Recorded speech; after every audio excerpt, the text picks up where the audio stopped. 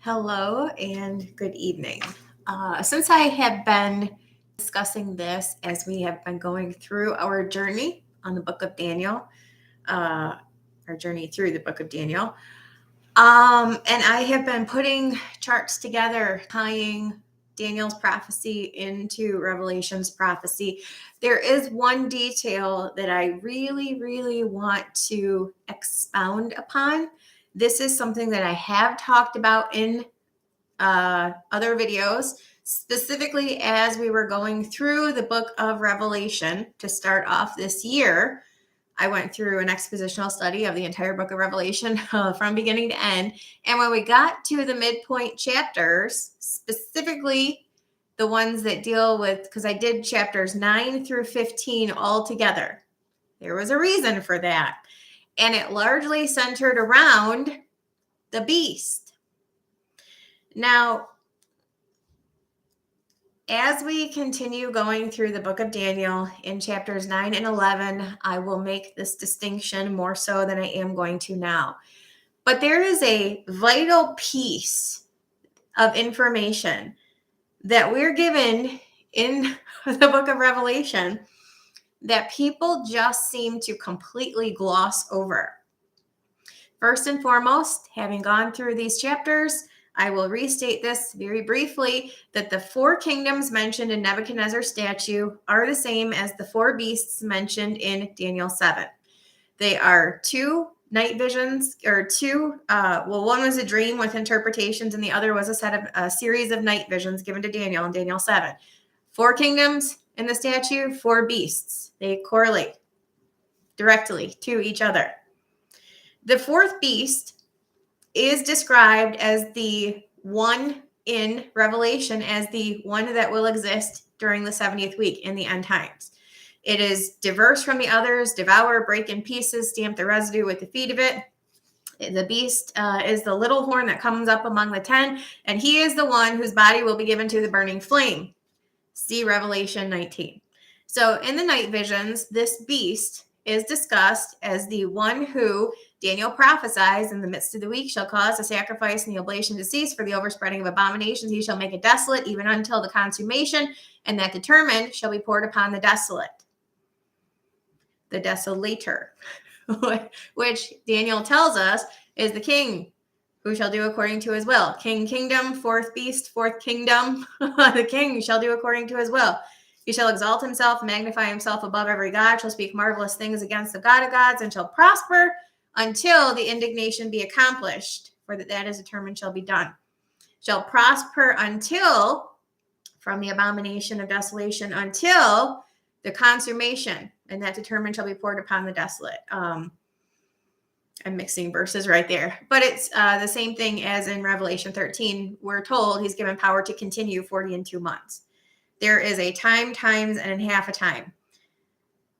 That from the abomination of desolation to the end when he is judged, his body is given to the burning flame. These things all overlap. But I want to specifically go back to a verse in Daniel 7. Daniel 7:3. 4 great beasts came up from the sea, diverse one from another. Then it talks about the first being a lion, Babylon. The second, a bear, Medo-Persia. And the third, a leopard, Greece. In Daniel 8, we will learn more about this leopard because it has 4 heads, and you're going to learn about a ram with a great horn between the eyes of it, and then 4 other horns come up. That's going to correlate to the leopard with the 4 heads. So anyway, there's more conversation coming about that. However, for the purpose of this video, we're going to talk about the 4th one. Daniel 7:3 says, 4 great beasts came up from the sea. Okay. Where in Revelation do we see that same language? Revelation 13:1. And I stood on the sand of the sea, and what does it say? Revelation 13. And I stood upon the sand of the sea and saw a beast rise up out of the sea, having 7 heads and 10 horns. And upon his horns 10 crowns, and upon his head the name of blasphemy. Okay, so there is your correlation to the 4th beast from Daniel 7, rising up out of the sea, 7 heads, 10 horns. Upon his head the name of blasphemy. Okay? which they would be because he's opening his mouth in blasphemy to blaspheme God's name, his tabernacle, and them that dwell in heaven. The abomination of desolation is the speaking of blasphemies in the declaring himself to be above all that is called God or that is worshipped, so that he as God sits in the temple of God, showing himself that he is God. But let's read this in Daniel 7. After this, I saw in the night visions, and behold, a fourth beast, dreadful, terrible, strong exceeding. It had great iron teeth. This is the correlation to Nebuchadnezzar's statue, the legs of iron and the feet of iron and miry clay. It devoured and brake in pieces, stamped the residue with the feet of it. It was diverse from all the beasts that were before it. Had 10 horns. Revelation 13:1. I stood upon the sand of the sea, saw a beast rise up out of the sea, having 7 heads and 10 horns. These are the same. Hopefully there is no lack of clarity about that. Where I really want to bring this conversation full circle is an imagery that we're given regarding this beast in Revelation 17. The beast, the woman riding the beast. The woman is that great city Babylon, which reigneth over the kings of the earth, which is what we're told in Revelation 17:18. The woman which thou sawest is that great city, which reigneth over the kings of the earth. Her name specifically calls her Babylon the Great. That is the great city which reigneth over the kings of the earth. So the woman riding the beast is Babylon riding the beast. It's Babylon controlling the beast. That's the imagery there. And the beast hates it to the point of the beast and the 10 kings aligning for the purpose of destroying her just before Jesus comes back. Destroying Babylon, the city. They burn her with fire in an hour. That's what Revelation 18 is about. However, we're introduced to her riding this beast. In Revelation 17:3, so he carried me away in the spirit in the wilderness, and I saw a woman sit upon a scarlet-colored beast, full of the names of blasphemy, having 7 heads and 10 horns. Okay, so this is the same one from Revelation 13, and the same one from Daniel 7, the fourth beast. Again, I hope there is no lack of clarity about the similarity, that these are the same. Not even similar, they are the same. So he's going to further go talk about this beast in verse 8 of Revelation 17. The beast that thou sawest was and is not, and here we go. So where I want to bring the conversation. He was and is not, and shall ascend out of the bottomless pit and go into perdition. They that dwell on the earth shall wonder, whose names were not written in the book of life from the foundation of the world, when they behold the beast that was and is not and yet is. Okay, so he was and he is not at the time that John is receiving this vision, 95 AD. Remember, Revelation is divided into 3 parts. The things which thou hast seen, the things which are, and the things which shall be hereafter. So in the time period that John is receiving this revelation, the things which are, this is prophecy, which means that in the present time that John was writing this, and in the present dispensation, the beast is not. But in the future, in the hereafter, right, the things which shall be hereafter, which begins in Revelation 4, the beast will eventually be a present tense situation again. He is not currently affecting the present tense, because in the present tense when John was writing this, the beast is not. So he was, he is not, and yet when John is writing about the visual aspect of this, he is, which means he's going to come to fruition again at some point in the future. When will he get here? This is a stumbling block for many, many people when they're talking about the present dispensation, the movement to the 70th week, when the beast gets here, and thus when the worship of the beast, the image of the beast, or the mark of the beast could even be things, because they all pertain to the beast, which necessitates the beast being here in order for them to be a thing. So the question is, when does the beast get here? Where is he? The beast that thou sawest was, is not, and yet will be. What does it say? The beast that thou sawest was and is not, and shall in the future ascend out of the bottomless pit. So in the present tense, the things which are, which are not prophetic because they're the things which are, right? The things which thou hast seen, the things which are, and the things that shall be hereafter. So nothing after Revelation 4 applies to the present tense. It's going to be in the next dispensation at the start after, when the present meets the prophetic, it's going to be post-rapture is what it's talking about, Revelation 4 and beyond. The specific start of the 70th week is documented with the opening of seal 1 with certain parts of imagery to help you know that the 70th week has started, Revelation 6, 1 and 2. So from Revelation 6, 1 and 2, that's the start of the 70th week. Is the beast here at the start of the 70th week? Is he a present tense scenario? Because what it tells you is that he's in the bottomless pit. He's got to come out of the bottomless pit. The beast that thou sawest was and is not and shall ascend out of the bottomless pit. So does he ascend out of the bottomless pit sometime prior to or even at Revelation 6, 1 to start the 70th week? Sure doesn't. If you have heard me talk about this, you know that Prince Lawful and King Lawless are not the same. The rider on the white horse who starts the 70th week is not the one who commits the abomination of desolation. We will discuss that as we move through the book of Daniel. However, for the purposes of this, the beast is in the bottomless pit. The bottomless pit is opened at a specific point in time during the 70th week. That is the first point in time where the beast could ascend out of the bottomless pit and go about his destruction. When does that happen? Does that happen at seal 1, Revelation 6, 1 and 2? Sure does not. Revelation 9, 1. It doesn't happen amidst the seal judgments. It happens amidst the trumpet judgments, and not even the first several, but the fifth. The fifth angel sounded, and I saw a star fall from heaven unto the earth, and to him was given a key of the bottomless pit. And he opened the bottomless pit. Revelation 9, 1 and 2 tell you the first time when the beast could even be pertinent to the 70th week. The beast that thou sawest was and is not, and he shall ascend out of the bottomless pit. The bottomless pit has to be opened for him to ascend out of it, which puts his entrance no sooner than trumpet 5. However, we are specifically told when he ascends out of it. It's trumpet 6. However, let's return to the opening of the bottomless pit, to the first point in time when the beast could even enter stage right in the 70th week.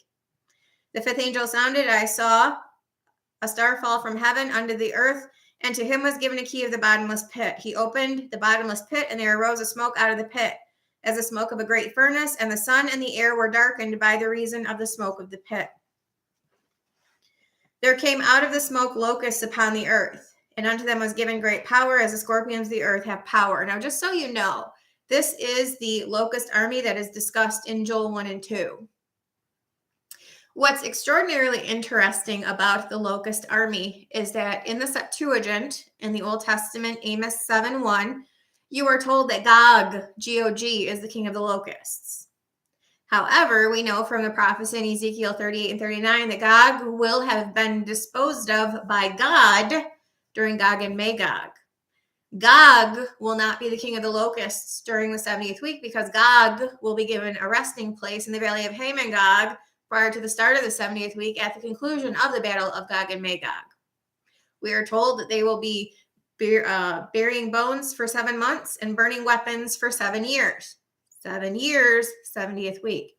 Gog and Magog is God's entrance onto the stage in an overt fashion for the purpose of bringing Israel back to one, to deal with Israel as one, judge them as one, and eventually save them as one. So the interesting point about this is Gog and Magog is a precursor to the start of the 70th week. You can look at it as the Prince Lawful riding the coattails of God's victory and giving Israel what they desire, because the whole world will have witnessed God's overt intervention in the affairs of mankind on behalf of Israel, and will be probably fearful to not give Israel what she wants, so that they will not be destroyed as well. I imagine that fear is going to play a big factor in that decision. Howbeit, Gog and Magog, Ezekiel 38 and 39. Gog is described as in Amos 7:1, the king of the locusts. When Gog dies and is given a burial place in the valley of Hamon-Gog, there will be a new leadership of the locusts. Why do you think that Daniel describes the one who begins the 70th week as the prince and the one who commits the abomination of desolation as the king? Not because the prince is given an elevated status, but because they're two different people. You know this because the 70th week begins with the opening of seal 1, the rider on the white horse, the one who comes in the place of Christ. That's the prince of the people who shall come, as described in Daniel 9:26, converse to Messiah, the prince, discussed in Daniel 9:25. That prophecy deals with princes. You have Messiah the prince versus the prince of the people who shall come, and he's the one who confirms the covenant with many for 1 week. The rider on the white horse in Revelation 6:1 and 2 versus the rider on the white horse in Revelation 19. The one who comes in the place of Christ to help Israel return to her law to serve God in a way that he rejects, because Christ is the final sacrifice for sin. So rebuilding a temple, a physical temple, to reinstitute a sacrificial system is not going to cut it. They need to believe in Jesus Christ.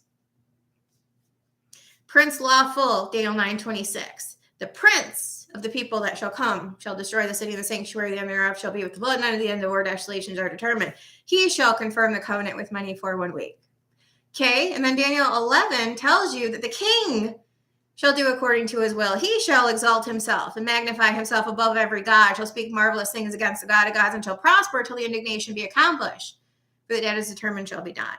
So it's the king, not the prince, who is unlawful, who is causing the lawful practices to cease, and going into the temple and declaring himself to be above all that is called God, which is breaking their very first commandment in the law, which is, thou shalt have no other gods before me.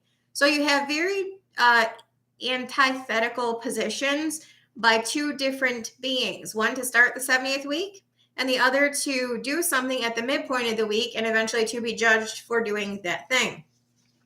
His body will eventually be given to the burning flame. But it's not the prince that shall come, who starts the 70th week, that is coming out of the bottomless pit. It's the beast that's coming out of the bottomless pit. The bottomless pit that's not opened until trumpet 5, which means he couldn't be the same as the rider on the white horse, because that's seal 1, not trumpet 5. The point that I was getting to with this is talking about Gog and Magog in the Septuagint, is that Amos 7:1 tells you that Gog is the king of the locusts. Gog dies, he's given a burial place. Locusts, they die too. But when they come out of the bottomless pit, they don't have Gog as their king any longer. Who is their king? You know, the king who shall do according to his will. He shall exalt himself and magnify himself above every god, shall speak marvelous things against God. God shall prosper till the indignation be accomplished, for that is determined shall be done. The king, the beast that was and is not and yet is, the beast that shall ascend out of the bottomless pit, the beast, the king. Who is that? So you have the locusts coming out, the locust army. That's the one that's going to destroy the land of Israel and the people of Israel, Joel 1 and 2, until Jesus destroys them at the second coming. Who is their king? Who's the king of the locusts? Revelation 9:4, it was commanded them that they should not hurt the grass of the earth, neither any green thing, neither any tree, but only those men which have not the seal of God in their foreheads. It was given to them that they should not kill them, but they should be tormented 5 months, and their torment was as the torment of a scorpion when he striketh a man. In those days shall men seek death, and shall not find it, and shall desire to die, and death shall flee from them. The shapes of the locusts were like unto horses prepared for battle. Again, see Joel 1 and 2. On their heads were as it were crowns like gold, and their faces were as the faces of men. They had hair as the hair of women, and their teeth were as the teeth of lions. They had breastplates, and it was breastplates of iron. The sound of their wings was as the sound of chariots of many horses running to battle. And they had tails like unto scorpions, and there were stings in their tails, and their power was to hurt men 5 months. They had a king over them. Remember? Pre-Gog and Magog, Gog is the king of the Locusts. This helps us understand that the army that God comes with will be a supernatural army, and the only one who can defeat them is God, which he does on the world stage in fine fashion. Gog is the king of the Locusts. When the Locusts reappear is when the bottomless pit opens. Gog is no longer their king because, again, he died. Who's their king? They had a king over them, which is the angel of the bottomless pit. The beast that thou sawest was and is not and shall ascend out of the bottomless pit and go about his destruction. The angel of the bottomless pit is the beast, is the king that shall do according to his will. Whose name in the Hebrew tongue is Abaddon, but in the Greek tongue hath his name Apollyon. That is the beast. That is the beast that will ascend out of the bottomless pit for the purpose of killing the two witnesses, overcoming them. And because no one could overcome them and kill them, all the world is going to wonder after the beast, who is like him, who is able to make war with him. Because they hated the two witnesses so much, they're sending gifts to each other, making merry because the two witnesses are dead. And more to the point, someone could actually kill them. When they shall have finished their testimony, this is Revelation 11:7. The beast that ascendeth out of the bottomless pit, the king of the locusts, the beast that thou sawest was and is not and shall ascend out of the bottomless pit. When does he do that? At the time when it is necessary to take the life of the two witnesses. Ascendeth is written in the present tense Greek, which means it's happening at that time. What time? When they shall have finished their testimony. The beast that ascendeth out of the bottomless pit shall make war against them, shall overcome them and kill them. What were we told about the two witnesses? If any man will hurt them, fire proceedeth out of their mouth and devoureth their enemies. And if any man will hurt them, he must in this manner be killed. What do you see of the beast who was able to overcome and kill the two witnesses? That he's got a deadly head wound. That it appears as he were wounded to death, but he lived. Why does he have that? Because the two witnesses have the power to kill those who try to hurt them. So the appearance is that he died, and though he didn't actually die, which is why the world wonders after him, who's able to make war with him, who's able to kill him. Because he tangled with the two witnesses. The other people who did that died. This guy appears to have a deadly head wound, but he lived. Revelation 13. This is what causes the world to wonder after the beast, to worship him. He has to have ascended out of the bottomless pit in order for them to do that. And we see him ascending out of the bottomless pit at the specific time that it is necessary to overcome and kill the two witnesses, which is 1,256 and a half days into their ministry, because they lay dead in the street for 3.5 days, and then their 1,260 days to prophesy is done, and God breathes life back into them. They stand on their feet in front of everybody and ascend up to heaven in a cloud. That is when you have worship of the beast starting. And the causing or the great idea that the people have to make an image to the beast, because the second beast, the false prophet, doesn't even do that. It's the people that make an image to the beast. And he causes all to receive a mark. That is after the abomination of desolation. That is after the first 1,260 days are done. Because the beast isn't even here until day 1256 and a half out of 2520.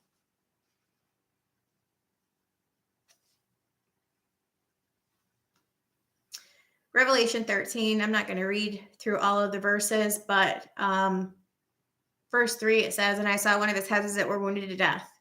That's from his tangle with the two witnesses. His deadly head wound was healed.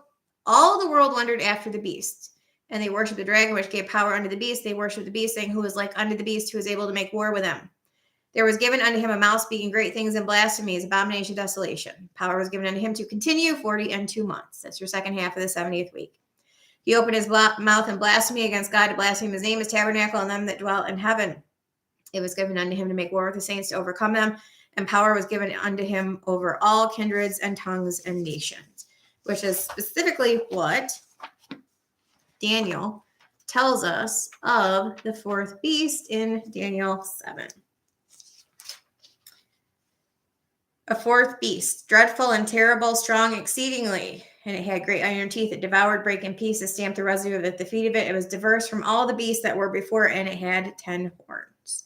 I considered the horns, and behold, there came up among them another little horn, before whom were three of the first horns plucked up by the roots, lion, leopard, bear. Behold, in this horn were eyes like the eyes of a man, and a mouth speaking great things and blasphemies. Revelation 13:5. I beheld till the thrones were cast down, the Ancient of Days did sit, whose garment was white as snow, and the hair of his head was like the pure wool. His throne was like the fiery flame, his wheels as burning fire. A fiery stream issued and came forth from before him. Thousands ministered unto him, and 10,000 times 10,000 stood before him. The judgment was set, the books were opened. I beheld them because of the voice of the great words which the horn spake. This is the judgment of the desolator. I beheld even till the beast was slain, and his body destroyed and given to the burning flame. Wanted to just make a point of clarification, but that the beast is not the rider on the white horse. Revelation 6:1 and 2. That's your prince lawful.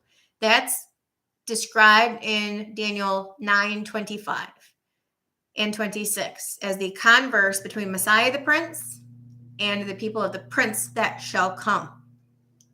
And the prince that shall come is the one who confirms the covenant, which is based on the old covenant. It is the rebuilding of the temple, the reinstitution of the sacrificial system, and the reinstitution of all the Mosaic statutes. Very antithetical to what we see happening at the midpoint of the week, because it's not the same guy. The guy who puts an end to that is the beast who ascended out of the bottomless pit to go about his destruction, the man of sin, the man of lawlessness, who does everything to stop the lawfulness that was going on. And then does his own thing, runs roughshod over everyone for 42 months. The beast cannot be here to start the 70th week. Therefore, worship of the beast, the image of the beast, and mark of the beast are not even on the table until the midpoint of the 70th week. Because the beast that thou sawest was and is not and shall ascend out of the bottomless pit, which isn't even opened until trumpet 5, but you are specifically told he ascends out of it at the time it is necessary to overcome and kill the two witnesses, which is day 1256 and 1/2 of 2520. It's very important to understand these things so that we don't get loopy about misinterpreting things and being fearful about the things that we see going on in the world, thinking that they're leading to this or that they could happen while we're still here. We are literally 3.5 years removed from the beast by virtue of the pre-trib rapture of the church. It is literally not anything that anyone should be stressing about at all. If you have any questions, comments, or feedback, let me know. I do have one little chart to put together of stuff in. You have already seen the beast that rises from the sea.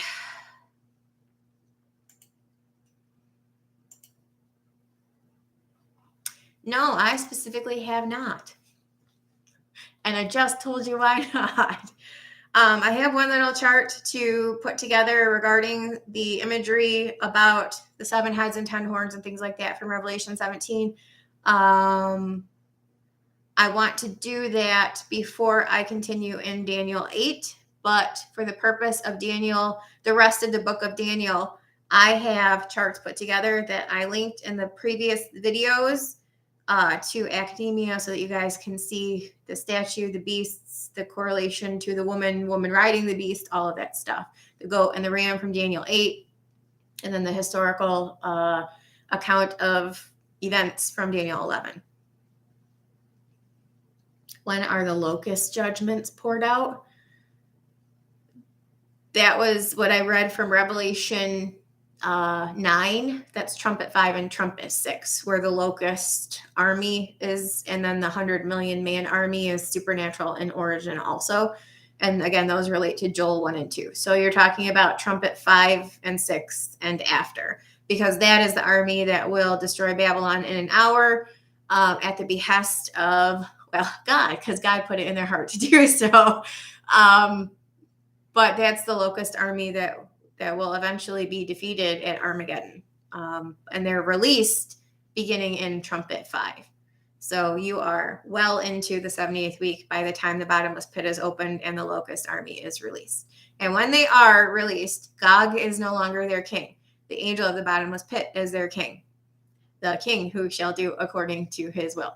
Because he's going to ascend out of the bottomless pit also in trumpet 6, Revelation 11. If you have any more questions, let me know. Have a good night.